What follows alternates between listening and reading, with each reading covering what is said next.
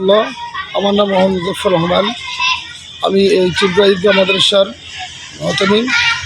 আসলে আলহামদুলিল্লাহ আমাদের এই মাদ্রাসায় অনেক ছাত্রছাত্রী হওয়ার কারণে উজু করার বাচ্চাদের অনেক কষ্ট ছিল এবং বাচ্চারা টিউবওয়েল না থাকার কারণে বাইরে যে এরকমভাবে পানি খেয়ে আসতো। আলহামদুলিল্লাহ এই টিউবওয়েল হওয়াতে বাচ্চাদের অনেক উপকার হলো।